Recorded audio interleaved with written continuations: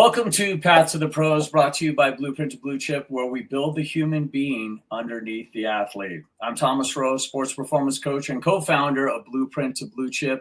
And with me, as always, is the co-founder and CEO, Aaron Charles, 25 years of Fortune 500 executive coaching, sports mom, and the woman who has built the caddy framework here at Blueprint to Bluechip.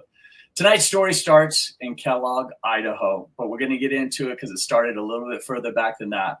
A small town, a kid with a big leg, and not a single NFL team willing to draft him. 0 draft picks, 0 guarantees, 0 spotlights. And yet, he became the NFL scoring leader. He made the Pro Bowl. He became the most accurate kicker in NFL history at that time. He played 9 seasons across 4 NFL teams. And then, almost 20 years after retiring, he laced them up again. Because the path to the pros isn't always a straight line. Sometimes it disappears entirely. And the only question that matters is what you do and what it does. Welcome to Path to the Pros.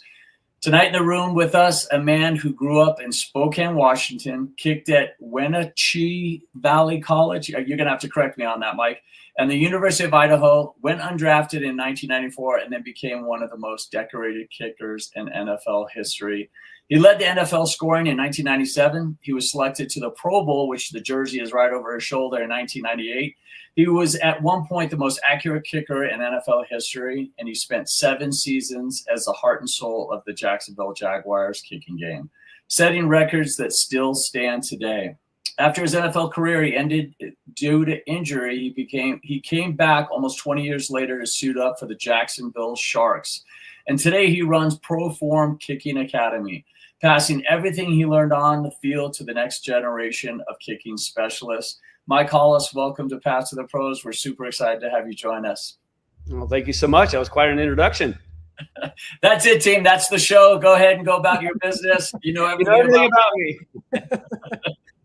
Awesome. That is so cool. Mike, Kellogg, Idaho, take us back. What was life like growing up there, and when did football become serious for you?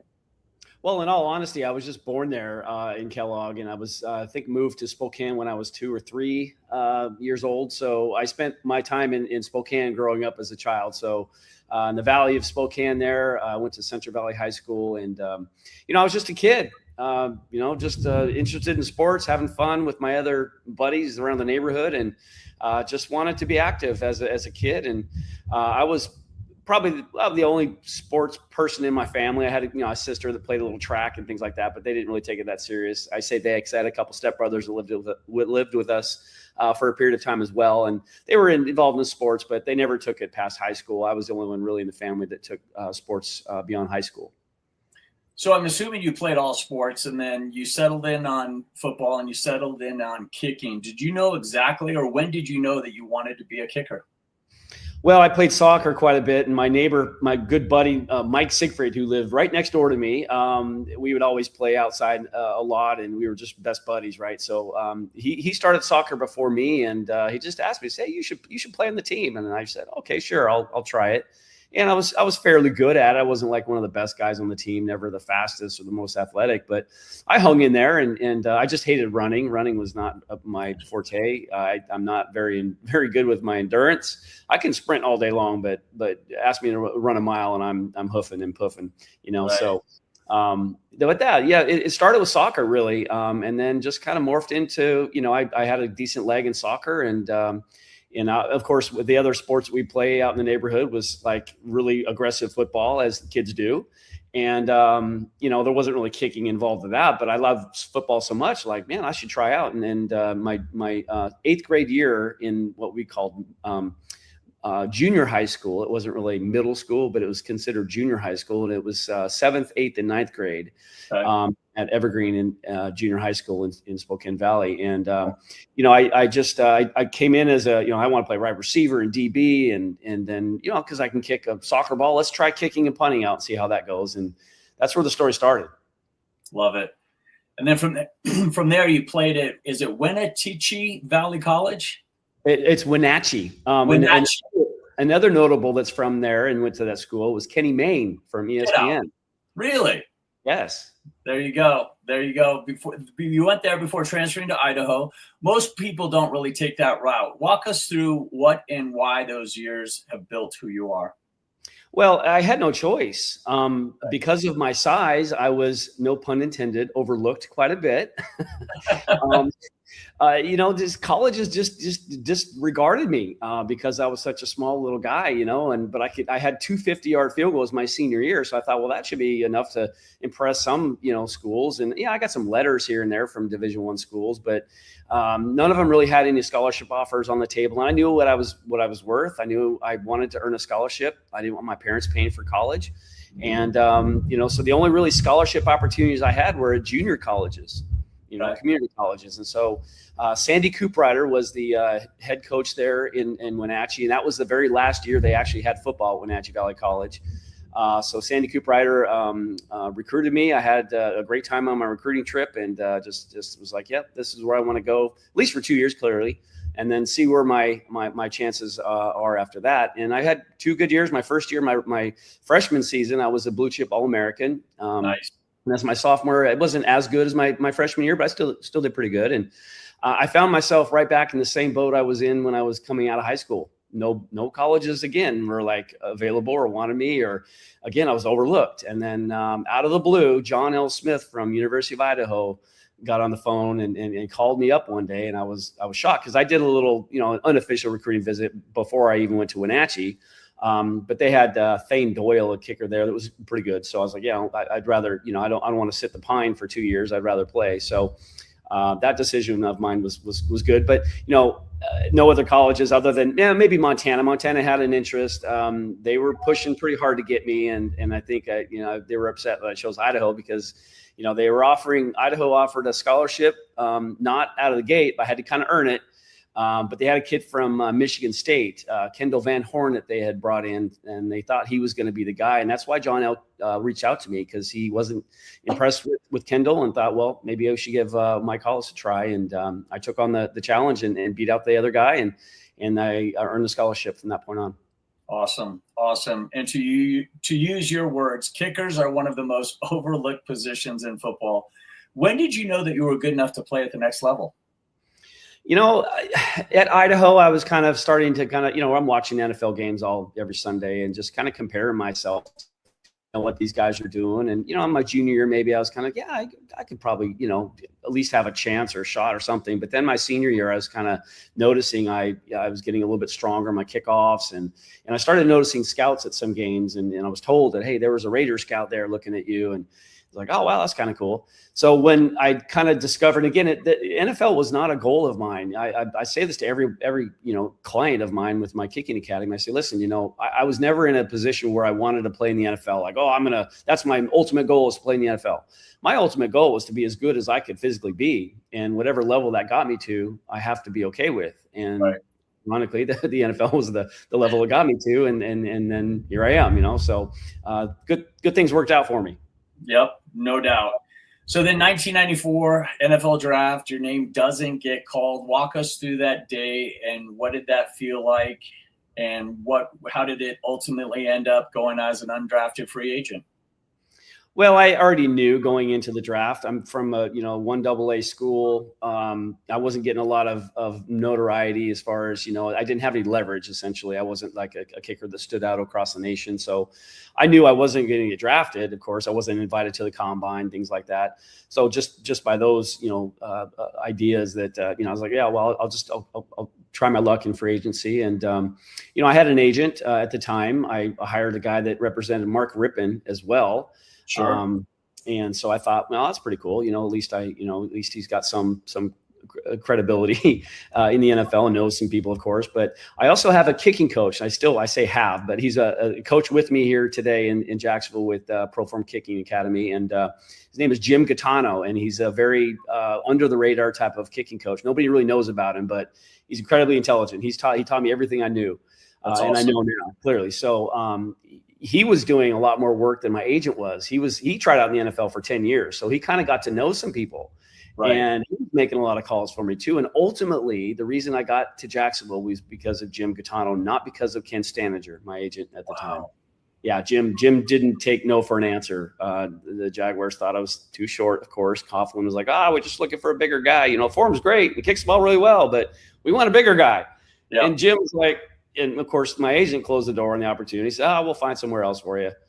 And then Jim, of course, this is back when there was no cell phones. I told him on the field when we were kicking one day, and he was furious. He went to the nearest payphone after the kicking session, got on the phone with Jacksonville, and just let him have it. He's like, told him exactly, like, hey, you guys don't know. I have a clue what you're talking about. Mike kicks like he's 6'2". Why does it matter his actual physical size? Right. Talked him into a workout and then another workout. So I had to work out for the Jaguars twice, actually. It's awesome. Well, this is exactly the story we like to tell our clients is there is no right path. I mean, your agent wasn't really stepping up for you, nothing against him, but you have a buddy who has some inside routes and he makes a couple phone calls. So you get signed as an undrafted free agent. Most guys in this situation, they just don't make it. What was your mindset walking into your first training camp? Well, my first training camp was the Chargers. So I did go right after the draft was over. I got a call from John L. Smith. So the head coach of the Idaho Vandals gives me a call and said, hey, I got a call from the Atlanta Falcons. Mouse Davis wants to fly you in. Of course, he was the scout that came and worked me out.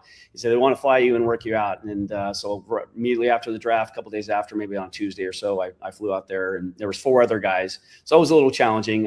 They took Todd Peterson, which well-deserved. He kicked better than the rest of us. And so I went back home and, again, got another phone call a few days later from John L. Smith saying, hey, the Chargers actually are interested in getting you down for a workout. So, heck, of course I will.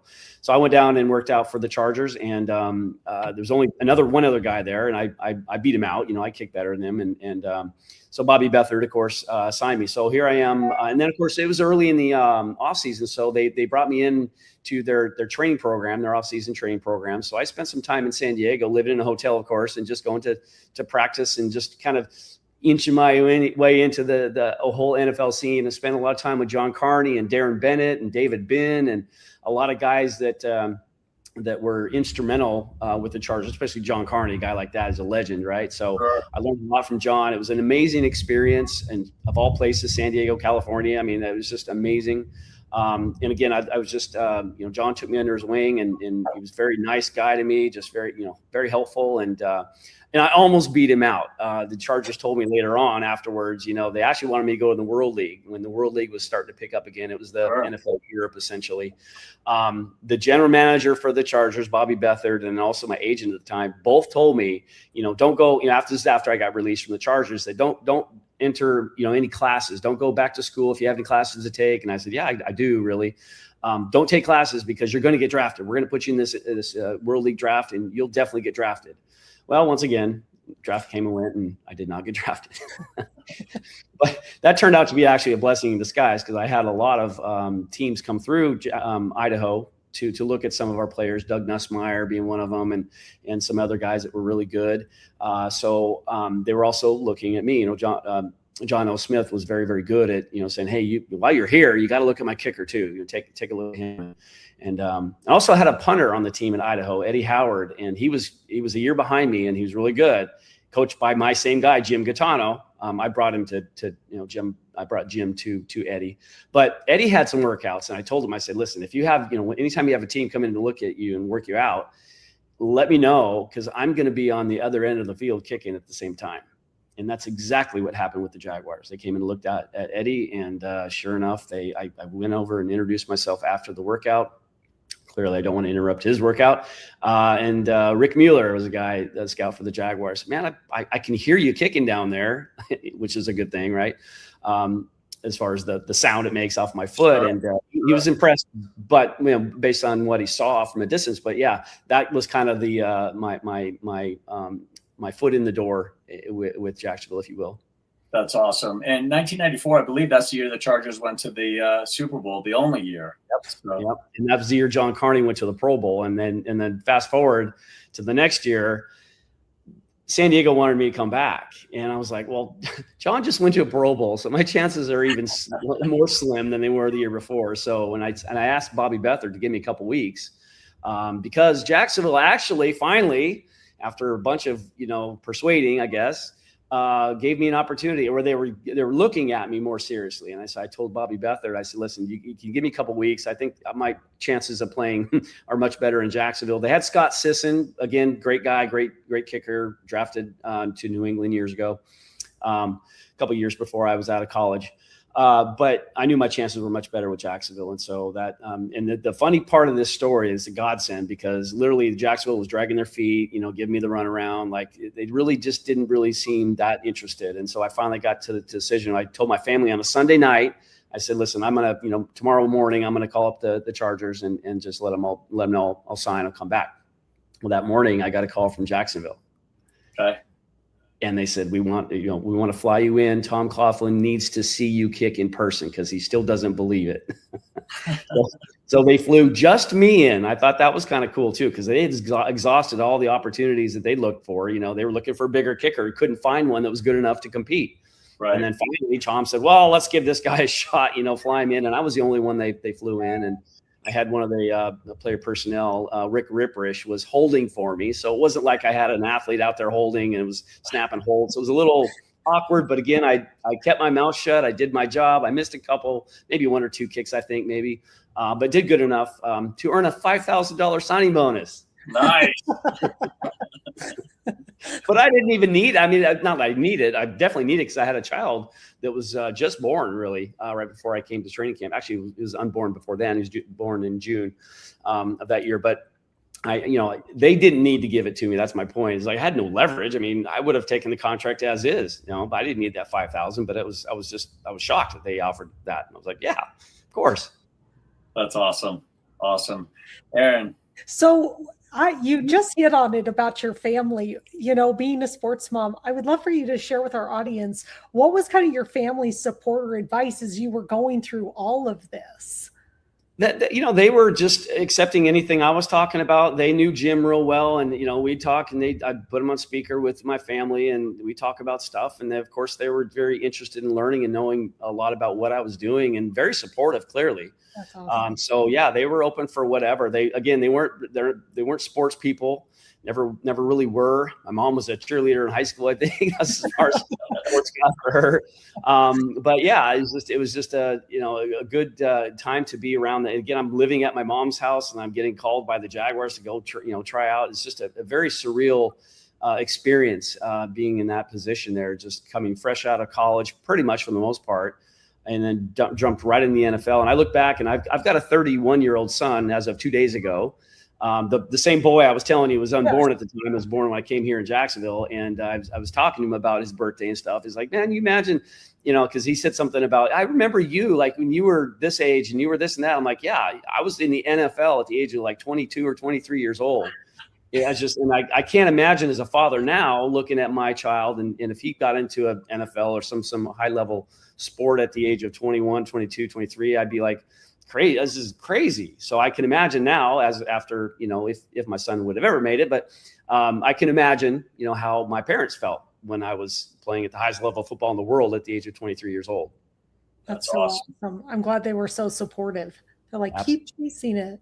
And of course, they're in Spokane. I'm playing in Jacksonville. And so mom gets the NFL network, of course. And then away games when, they would go to these bars, these local sports bars in the areas. And all my family would go to these bars and people, my dad still lives in Kellogg. My mom and dad divorced years ago, but dad and his wife and their son, Sean, my half brother, would come over to, meet kind of like in Post Falls, Idaho, right in the middle between Spokane and Kellogg and enjoy, watching the games together. So it was a good time. That's so awesome. That's so awesome. So then you signed with the Jacksonville Jaguars in their inaugural 1995 season. What was it like being a part of building a brand, especially in the NFL franchise, from the ground up? That was, that you can't ever relive that. It's one once in a lifetime opportunity. And being as good as we were that early. Yeah. The first year we were at 4-12.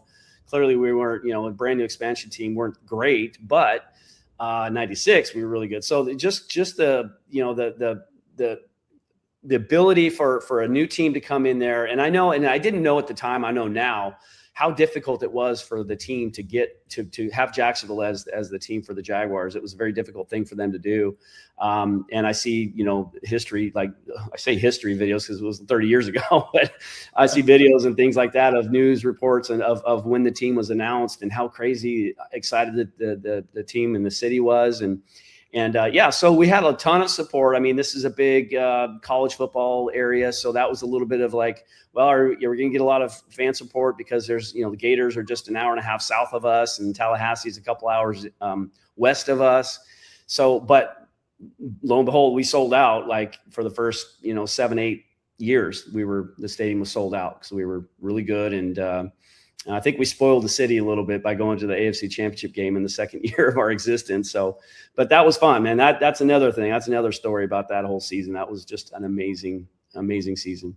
Yeah, that really is. And then it's one of those trivia questions. Name 4 teams that have never been to the Super Bowl, right? You've got the Jaguars and the Texans, which are expansion teams, and you have the Browns and the Lions that have been around for decades. And it's just it's hard to get there. And in 1997, you led the entire NFL in scoring. Put us in that season. What was clicking, and what did that year feel like? Well, I started to see a pace of like 2 to 3 field goals at least every game. And I was kicking good, I'm like, not only are we winning games and doing very well, I think we finished, I can't remember a record when we finished the season up, but we barely made the playoffs, of course. Had Morton Anderson not missed that field goal at the end of the season that year, we would not have gone to the playoffs. But it was a very cool opportunity experience. Me personally, that was the year I went to the Pro Bowl too. Well, the 97 season was the year I went to for the 98 season. So, but my point is I was 31 of 36 that season in 96. And then 97, I was 31 of 36. So very close to the season before. But that 96 season was just incredible. It was awesome. I mean, the team, we weren't expected to make the playoffs. And I just saw a kind of a leading the NFL in scoring. That was 97 season. So it was kind of like I saw the pace and I thought, I'm kicking pretty good. I did the most running and training that I've ever done in any season. And because I knew that we had a chance of doing real well as a team, of course, and I had a really good chance of making a Pro Bowl, which I was definitely shooting for sure. So that was my incentive really to twofold really, because the team was doing great and, we were doing well and I was doing well. And so, and Tom Coughlin, the coach that he is, if we have the ball on offense, he's going to try to score. It doesn't matter how much time's left. Doesn't matter what the score is. He wants to score. He wants to put it in the end zone. If he can't, then I step on the field and kick field goals. So again, a ton of opportunities because of my team, coach's decisions, and obviously my teammates doing really well for the whole team in the city, and got great opportunities, and I give it all to them. That's awesome. So you touched on the Pro Bowl, from undrafted to Pro Bowler, JUCO to Idaho, never get drafted. What went through your mind when you found out you made the Pro Bowl? It was a little tricky because Pete Stoyanovich from Kansas City at the time was really good. His percentage was better than mine that year that I got chosen to go to the Pro Bowl. However, he didn't have very many points. I don't know at the time of voting, maybe he had 20 field goals. I was up in the 28, 29 range. Okay. By the time they voted on the Pro Bowl. So I had a lot more points and my percentage was just slightly lower than his. So when we as a team vote for the Pro Bowl as well, and each individuals, like the special teams, will meet together and we'll vote for, now they have long snappers. They didn't back then, but we would vote for a return man, a kicker, and a punter. And of course you can't vote for yourself. So we voted for Pete Stoyanovich. And Brian Barker, my punter here in Jacksonville, good friend of mine, of course, and he took me under my wing when I came in Jacksonville as a first-year guy. Very, very friendly guy, very good advice, just a professional. He taught me how to be a professional, and it was his advice. It was his kind of justification. He says, "Listen, I don't think the points are going to put, they're going to be enough to put Pete up on top and get the vote for the Pro Bowl. Let's vote for him. We could have voted for other people, but we didn't. We voted for him because if it ever came back, you purposely voted for other people because you knew Pete was going to be in. We didn't. We voted for Pete Stoyanovich, and it just happened that everyone else kind of did too. So that was a sigh of relief, because when Tom Coughlin was reading off the names in the team meeting that day, when it was time, he's reading off a couple names. Baselli, Barker made the Pro Bowl, and then Mark Brunell, Jimmy Smith, and we got one more, Mike Hall. Oh my gosh, you got to be kidding me! I made it. This is crazy. And at that point, you realize, all the hard work and dedication, things like it all becomes clearly worth it at that point. But it's just such you don't have words to describe the feeling. And I'll add another side note, which I think you guys would really appreciate this. Remember, I grew up in Spokane, Washington. Another kicker, you mentioned the team Detroit Lions. Well, Jason Hansen was drafted to Detroit Lions and he spent 21 years. Right. At one team with the Detroit Lions. Only one Pro Bowl he went to, and guess which one that one was? The 98.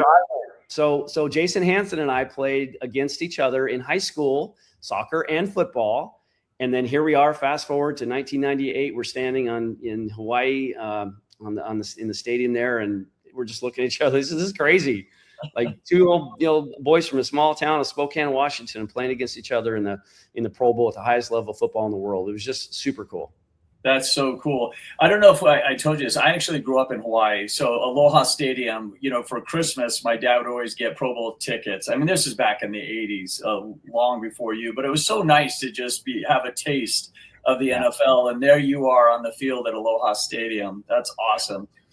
You became the most accurate kicker in NFL history at the time. What did that level of precision require, both mentally and technically, that most people never see? Well, people can talk about kicking being a mental thing. Yes, there's a lot of mentality that needs to be addressed when you're kicking at that level. Clearly, to calm you down a little bit, as far as just not. You can't worry too much. And I think I kind of had to learn this maybe the hard way. It's difficult to enter a position where your expectation level is so high. And I say not just the NFL, but a guy by the name of Tom Coughlin, he expected perfection every day. It didn't matter if it was practice or not. You have to be perfect.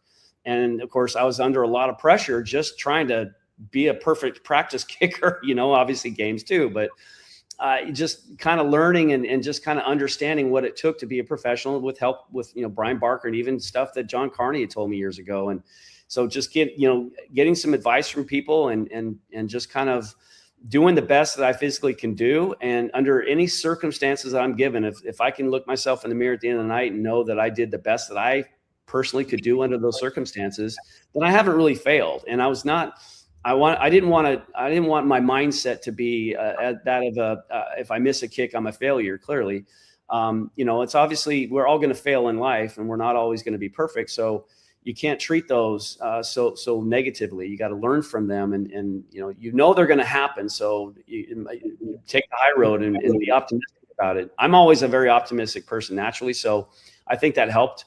But going back to Jim Gaetano, who taught me the form that I used, and still even going in the NFL and even later in my college years, I was still learning it. It was such a process that took some time to master. I'm not going to say I didn't get good at it early on. I did, but there's still some pieces I was always constantly working on. And, obviously with Jim's help and everything, it was just, he was the reason that I was able to play in the NFL at all, let alone at the highest level of the Pro Bowl as well. So it's just a matter of just kind of just treating it as, that the process that you've worked really hard in learning and doing as far as kicking a football. There's clearly a process that you need to repeat every time over and over and over again. And if you simplify that process, which Jim really did, and then you get good at that process, and of course it's really effective, then that should help your mental state too, because at that point you trust your form and you trust the process to do all the work for you. I feel sorry for athletes that don't understand that yet, primarily because they don't have good form. If I deal with a lot of kickers, and I deal with kickers who have been with other coaches, and I specifically ask, like, what kind of things are important for you on kicking? And they'll tell me 9 out of 10 of those things, I'd say, don't do those. Like, wait, wow. Why? That's kind of weird. Well, and again, I'm very analytical, and I like to, reverse engineer stuff. I'm very good at finding, the root cause of problems. And I was always very intrigued and I wanted to know why things were the way they were. And because of my nature of being that way, I feel like I need to be that way with my athletes too, because I want them to really feel comfortable with knowing. And that's another reason, twofold, of course, going all the way around the circle here. That's why I played for the Sharks that one game in the Arena League. Not necessarily totally why, but I wanted to prove that a 50-year-old athlete, former NFL kicker, can still kick at 50, not because he's still athletic, really strong, and real, quick, and just no, it's the form. The form did it for me. The form never left me. And so because I'm demonstrating for my athletes a lot, because again, I want to show them this stuff really works, because some of it would be hard to understand, and I'd have to show, because they'd rather see it done, because they wouldn't believe it unless they saw it, sort of thing. And so that's where I just maintain my kicking abilities through just demonstrations, and then I play a game at the age of 50. That's interesting. Awesome. That's awesome. Yeah, we're going to get into that. But 7 seasons with the Jaguars, what did that city and that organization mean to you?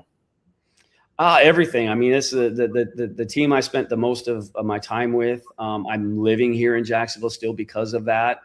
7 years in one place. That's one reason we moved back. I was married at the time. Of course, we moved the family back, and because we got some people that we got to be friends with, and business associates and things like that. That, hey, this is post NFL retirement. What can I do now? And I didn't really prepare very well. I know you guys are going to ask that a lot. I'm sure about how does one transition from the NFL to regular life? Well, it was a struggle for me because it was my fault. I didn't prepare very well at all. I kind of thought I was going to play a lot longer, but my back, I had 4 back surgeries, and so that was really the ultimate reason why I had to retire. But even then, I could have been doing some things during the off season that would prepare me for after football life. And I didn't. I kind of took it for granted and didn't prepare well. And but I would never, go back and change things, maybe a little bit, but I'm happy with where I'm at now, happy with what I'm doing. I've found other passions besides football, which football's still kind of in my wheelhouse, clearly. But yeah, it's a matter of just, finding a passion for something and going for it. That was my mental attitude in the NFL too. Totally. You touched on it. You were released in 2001. You played for the Bills in 2002, signed with the Giants in 2003. I believe you were back with Tom Coughlin at that time. And then a back injury ended everything. Walk us through what that period felt like. This is important, and I know you know this, that eventually your career is going to end, whether it's high school, college, or the pros. Your career ultimately comes to an end. Walk us through that. Well, in all honesty, Tom wasn't there until going into my second season there. I signed a 5-year deal with the Giants, and Jim Fossil was the coach at the time. Right. And I say that for a reason, because Tom kind of let me go in Jacksonville. My 4-year deal was up. I wanted to stay in Jacksonville, clearly, and he had other plans. Plus, our salary cap was all out of whack, and so I was a salary cap casualty, I guess you call it. But when I came to the Giants, it was weird because when I came from Jacksonville after 7 years, 6 of the 7 were pretty good seasons. We'll say maybe not the first one, but my last season wasn't great. So I knew my stats were kind of maybe affect me a little bit. But I was a Pro Bowl kicker. And the only offer I got coming out of Jacksonville was a 1-year deal, minimum 1-year deal with the Buffalo Bills. And then I played the year with the Bills, and we get to negotiating another deal, and they came up with a 4-year offer, and it was good. But I waited one more day and saw that John Hall from the Redskins offered him this massive deal, and I'm like, I'm better than John Hall, So of course we went back to the board and said, well, listen, Mike's better, blah, blah, blah. So my, Jim Gaetano, my kicking coach at that time, became my agent too. So he's my agent at that time. So he's negotiating with the Buffalo Bills about my contract. And, Jim's comparing me to other kickers that happen to be Pro Bowl kickers. And the GM for the Bills at the time said, Jim, you're comparing Mike to a bunch of Pro Bowl kickers. And Jim said, well, Mike is a Pro Bowl kicker. And he literally said, when did Mike Hollis go to the Pro Bowl?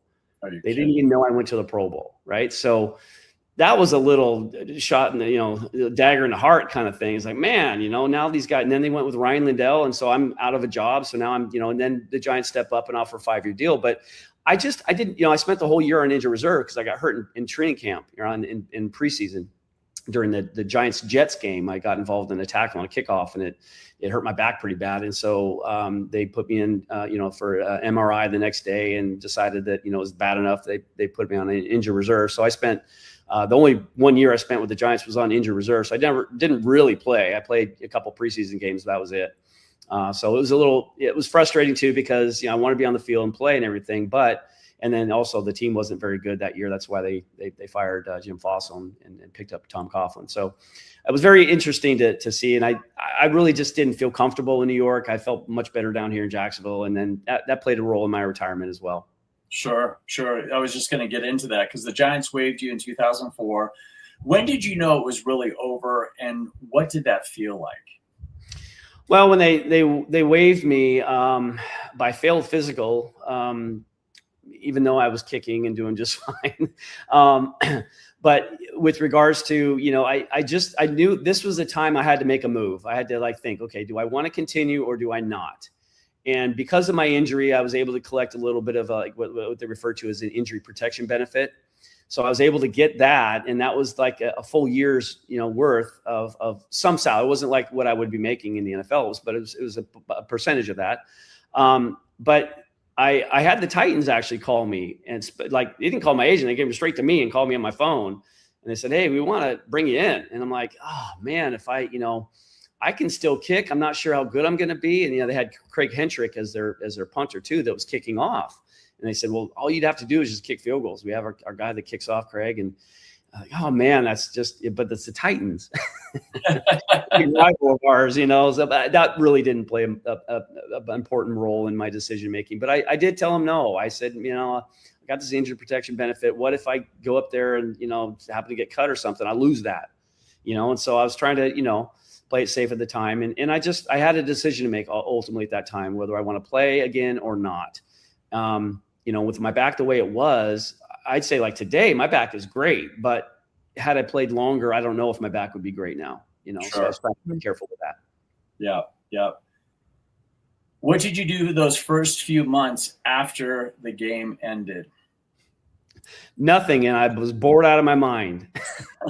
This can't be like retire. I can't retire. I can't. I got to be doing something. We had just bought a brand new house. And so there was a lot of little things that we wanted to change up a little bit with the fence and with the little light underneath the staircase and just I had a honey-do list. I sure did. I got through that in a couple of weeks. I wake up one morning and look at my list and I got nothing on it. And I'm twiddling my thumbs like, okay, what do I do now? And so I didn't prepare for post-retirement very well. So I'm literally thinking, well, crap, what am I going to do now? I don't even know. And I got involved in a franchise. It was an eBay drop-off store. A buddy of mine got a lot of information on it, was going to move forward with it. And then something happened with him. And I said, I like it. I'm going to take over. If you don't mind, I'll get up, pick up 3 franchises here in Jacksonville. And I did. I opened 2 of the 3. Actually, it's 5. I opened 2 of the 5. And after a couple of years, it just wasn't. I think that the whole model was flawed, and they're all gone now. Nobody runs any of those eBay stores anymore, eBay drop-off stores. So yeah, I failed a little bit at that, whatever. But I learned a lot about business, which is the reason why of course if I didn't do that, I was going to do a kicking academy anyway. So in 2007, a few years after I retired, I've got plan B going. Let's do this. So I started my kicking academy in 2007 and took my business, the things that I learned from the franchise into my new business with the kicking academy. So it's very seamless and I'm very informal with a lot of stuff. I'm just like, yeah, whatever. It's all good. I'm just a very optimistic person. I love helping people. Awesome. All right. Almost 20 years after retiring from the NFL, you signed with the Jacksonville Sharks in 2022. What in the world made you decide to do that? Great question. I don't even know. Well, with regards to, here's how it really happened. I'm working with kickers. I had a guy that came down from Baltimore. who was, older, wanted to play, professional level somewhere. Arena was, right down the street, of course. I'm like, well, let's see if we can get you in the Arena League and this and that. So I know one of the owners of the Sharks, and he actually made my instructional videos. He owns a production company, and he did my instructional videos for me. And I texted him one day about this guy, bringing him in to the arena. I was trying to see if the turf was down. Hey, I know you guys are in midseason, any way I can come in with my kicker, and he's pretty good. I want you guys to look at him. And, by the way, I'll bring my shoes in there and have some fun too. Well, he read that message, and he came back and he said, yeah, maybe I'll talk to coach about getting the field and see if we can get through this. And this, and I didn't say anything about me at the time. So I'm thinking like my guy Sebastian's going to come in. And so the ball was kind of dropped a little bit. Fast forward a few months, Nick, the guy, the owner of the Sharks, called me up, and he literally said, well, hey, were you serious about that text you sent me a few months ago? I'm like, well, yeah. Sebastian's here. He wants to see what he can do in the arena, see what we can get him on with the Sharks. He goes, no, not about him, about you. I'm like, what do you mean, Nick? He says, can you still kick? And I said, well, yeah, of course I can still kick. He said, well, would you think you can play for the Sharks? I'm like, you're kidding me. Are you serious? He goes, no, I'm not. I'm dead serious. Yeah, I'm not kidding. And so I took him up on it. Now there's another side to the story too, because the kicker at the time was one of the kickers I worked with. Like I helped. The student. Yeah, right. See, as one of my students. Yeah, right. So Brandon Bear was the kicker at the time. And Nick had literally said, we're not sure, he's working a lot on his real job, and he's not really sure if he's going to have time to come back, even if he's coming back. Just come out and go through training camp. We're just going to have you kick for like 3 days. That's all our training camp really is for kickers, at least. I said, sure, okay, fine. I'll sign a contract. I started running, getting back into like kicking shape, and I was doing all the right things. Got there like seriously kicking, and I was kicking pretty good. I'm like, okay, I can do this. And then training camp came, and the 3 days came and went, and I did okay. I didn't have the leg that Brandon did, and by the way, Brandon was back. Well, here I am competing in training camp with one of my former students. So it's actually a win-win for me. Hey, If I get cut, I got cut because the guy was better than me. Wow. He was better than me because I taught him, right? That's it. Right. So, if I make the team, whatever. Well, I got cut. They went with Brandon for obvious reasons. The coach didn't even have to say it. I said, I know what you're going to do. It's fine. Brandon kicks the ball further than me. He had a better train, whatever. Good. Well, fast forward another, 6-7 weeks into the season, Brandon wasn't doing so hot. And I was like, oh, are they going to call me? And I hadn't really been kicking at all. And I didn't call them. Well, they picked up somebody else. So I thought, okay, well, that means they're probably not really interested in me. Well, that guy got hurt. Here comes Nick, going back to Nick again. Nick calls me up on the phone. Hey, our guy's not feeling great. He's got an ankle issue. And could you come in for at least one game? Maybe I don't really know yet, but just could you come in for a game? I'm like, wow, this is going to be interesting. And so I got about a week's notice, and I went for it. My body was despising me of that decision, but I kicked the ball 22 times in that one game, and I was exhausted. Mike, I kid you not, yesterday when I was at the dentist, I was, when you're in the chair, they have a TV up there, and Dennis Quaid's The Rookie came on, and I started laughing because I was thinking about you, and I was like, I know I'm going to ask Mike about this, 20 years later, he's kicking for the Sharks. How fortuitous. So what did it feel like to put the helmet back on after nearly 2 decades? Did you just walk out there and go, you got to be kidding me. I feel like I lost a bet, or let's just go full tilt? Well, in all honesty, I was kind of a nervous wreck when I played in the NFL. Like game days were tough. Like when I wake up on game day morning, I'm a nervous wreck, right? I had that same experience at the age of 50. I'm like, I'm laying in bed. I'm listening to the music I listened to back in the day, preparing for my games in the NFL. The same Michael Jackson, Enya, things that will calm me down, those kind of things. And it was a little informal as far as game day. I had to change my pants a couple times because they didn't have the right size for another guy. I'm like, yeah, I'll give him my pants. If I was wearing these really big, baggy, oversized pants, I'm like, I don't care. It's no big deal. And in all honesty, the shoulder pads I got, you laugh. The shoulder pads I got, of course, they hand me these shoulder pads. I'm like, dude, I'm a kicker. These things look like, and I'm a small kicker, so they're going to look like giants on me. And I peek over, and in this little bag in the floor, there's these little tiny like shoulder pads. I said, "What about those?" He goes, "Oh no, those are like youth pads. You don't want those." I said, "Yeah, I do." Because you're going to maybe get in a tackle. I said, "Yeah, I'll be fine. Don't worry about it. I mean, I'm not worried." So I put the little youth shoulder pads on, and so yeah, kicking in a helmet, that never bothered me anyway. So that is just like second nature. And once I started warming up in pregame, I'm like, this is bringing back all kinds of memories of pregame in the NFL. And it was a fun game. It was I forgot how long those games are though. Right. Just any game any football game in general. I've been there as a fan for a long time, enjoying, drinking my beers and hanging out, watching these guys play. Now I'm on the field. I got all my buddies too, by the way. So they've got all the head, things and all that. And so they're like, "Hey, Hollis," it's like, it was a fun night. It definitely was. That's awesome. So bring us up to present day. Tell us about ProForm Kicking Academy. What is it? Who's it for? And what does it actually do for young kickers and punters? Well, ProForm Kicking Academy is my my academy where I coach kickers on a private level. I don't do any groups or any typically. If it's a family, I'll do groups with 2 or 3 kids or whatever if it's a family. But I don't really do camps anymore. The stuff that I teach is really detailed, so I like to be one-on-one with the guys because I do talk about a lot of really detailed stuff that no other coaches out there really, for the most part, talk about. And yeah, so I've coached kids from all ages, from maybe 8, it's probably my youngest, to 46 was my oldest. Wow. Hawaiian guy. Yeah, actually just retired. Well, I think he's going to retire. He tried to play arena at the age of 46 up here he's from Hawaii. His name is Kimo, but he played for a little bit for this Columbus, Georgia team and wasn't impressed and just dipped out. Now he runs a kicking academy in Hawaii, and he's going to fly me out there to help him with it at a time or two. Yeah. So yeah, just helping kids pass along the information I got as a kid and what made me. Yep. Wow. How crazy is that? You're going to be going back to Hawaii for a kicking academy when you went there before to be part of the Pro Bowl. It must feel surreal to make that trip.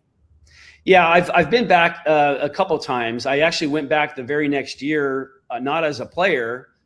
So I went in 98 as a player. I went back in 99 as a guest, basically as a fan, because the Ford dealership that I was doing some stuff, promotional work for, they took a company trip out there and then invited me along. So I'm like, heck yeah, that'd be great. And then Kimo, the same guy I was referring to, he's had another camp or two out there that he's flown me out for as well during some of his off season between his arena playing time. So I've been back there, but it's super cool. Yeah. Just to get back there and see the area, and now it's grown and stuff. Super cool. Yeah, they actually tore down Aloha Stadium. I'm not sure if they're going to build a new one because they built a different stadium for University of Hawaii. But what you kind of touched on it. What is the one thing that you teach at ProForm that most kicking coaches completely miss? Well, I got to pick one probably the most important one. My biggest philosophy is, because I'm not a very big guy, I'm not incredibly strong, I'm not incredibly athletic, I'm not incredibly tall or big. I needed an advantage. I needed some leverage. Like, how can I, with my physical stature, kick as good as these guys who are really big and strong and freakishly athletic? These guys are just incredible athletes out there. Brian Moorman, by the way, he's a punter for the Bills. I spent the year up there. He could run faster backwards than I could run forward.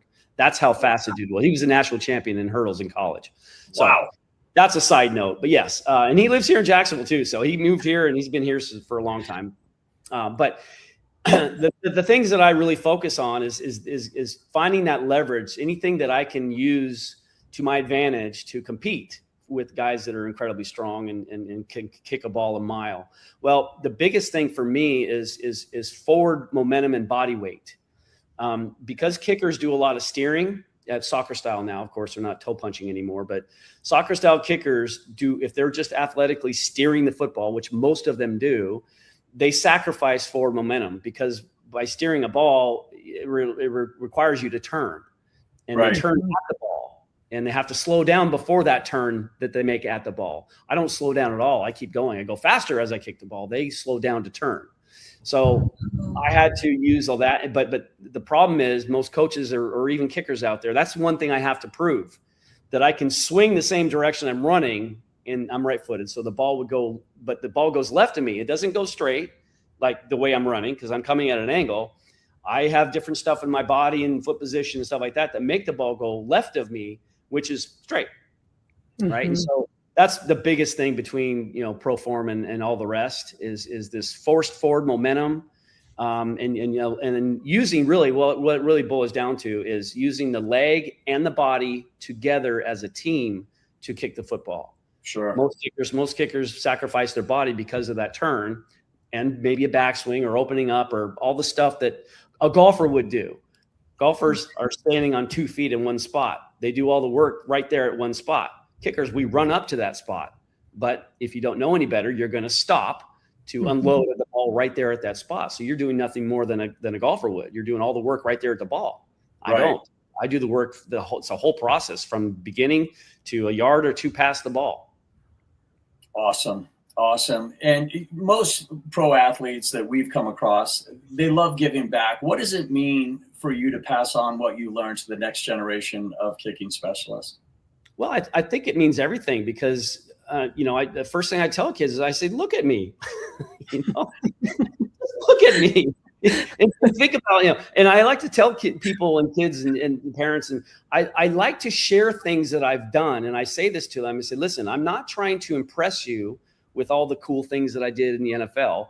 I'm trying to impress upon you that someone like me at this tiny little physical stature was able to do those kind of things and compete against guys that were twice my size, twice my athletic ability. And, I could kick the ball. I was one of the highest percentage kickers over 50 for a long time in the NFL. And that's like people, you think the big, strong athletic guys would be those, guys that were better over 50. No, it was me. Right. I was better than the rest over 50 for a long time. But now these guys are like really good over 60. So I have nothing to say now. Yep, for sure. Aaron, did you want to jump in? Well, one question we ask all of our guests is, who are you when the jersey comes off? I think that's what a lot of athletes struggle with is the identity beyond the game.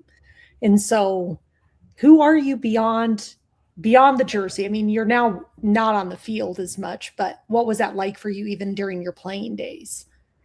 Yeah, that was a tough question for me to find out when I retired because I didn't know what I wanted to do. But after knowing the way I was during my football time, as part of my job was to stay in shape.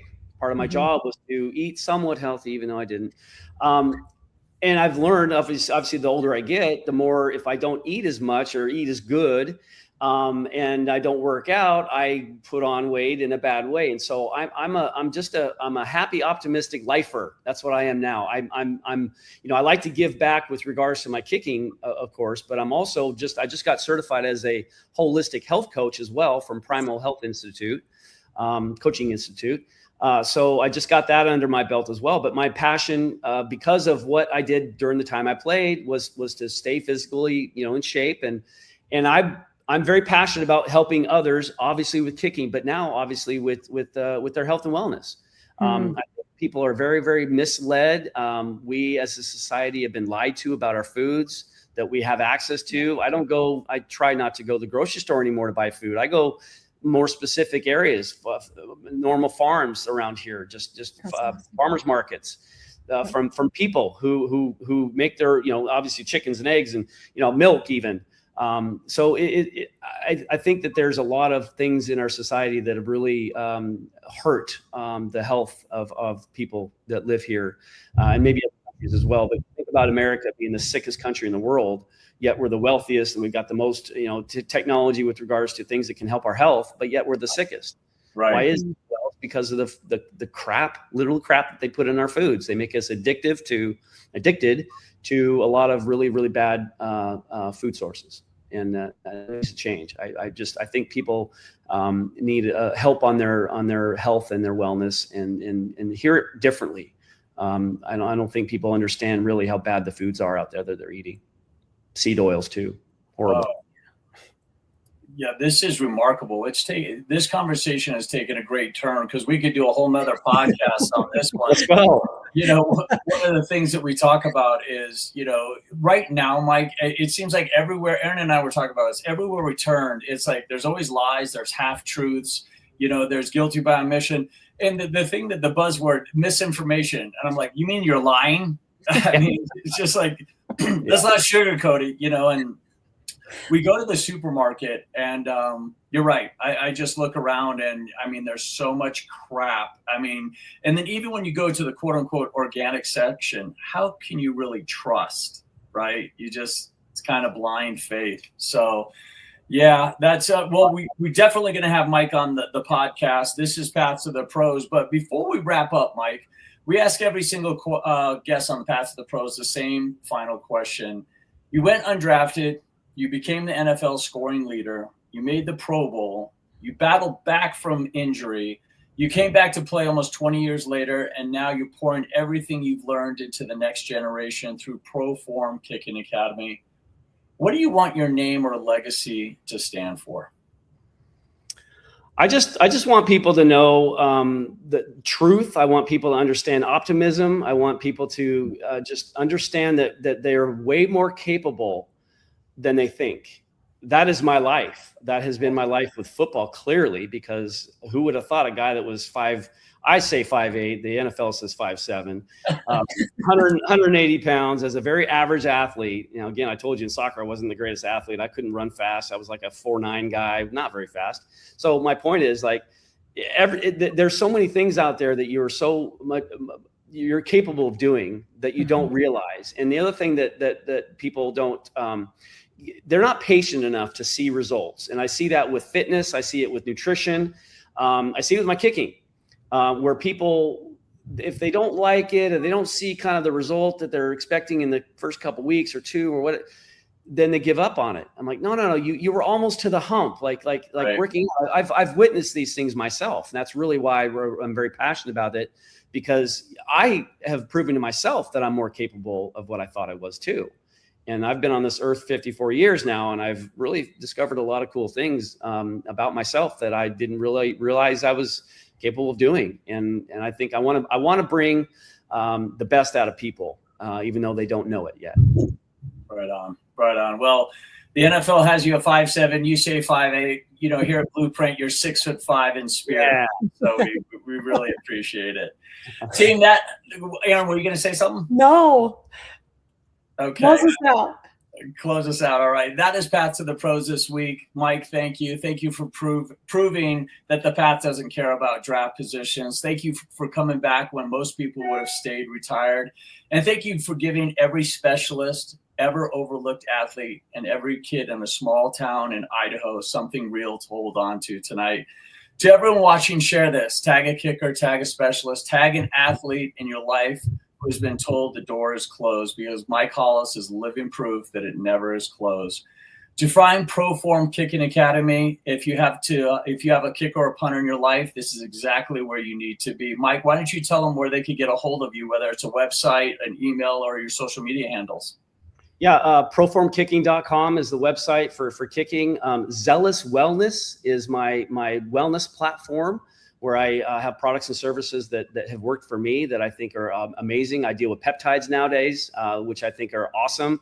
And then, all my social media handles, for the most part, are ProForm Kicking. My one there on Instagram, my personal one is Mike Hollis NFL. But ProForm Kicking, or I just tell people, Google my name. You'll find me. Awesome. Well, team, Mike has become a friend. We're definitely going to have him on the podcast so we could go into more depth about what he's talking about as far as his peptides. We've become such good friends. We're actually going to have a sleepover at Mike's house this weekend. We're heading down to Florida. I'm kidding. Team, we're back next Thursday at 6 p.m. Mountain, live on YouTube, Facebook, and LinkedIn. Until then, stay off the shortcuts, stay on the path, and remember why you started. This is Blueprint to Bluechip. We built the human being underneath the athlete. We'll see you next time. Mike, we cannot thank you enough. You have a fantastic day and weekend. Aaron, thank you for putting this together and making the magic come to life. Thanks, you guys.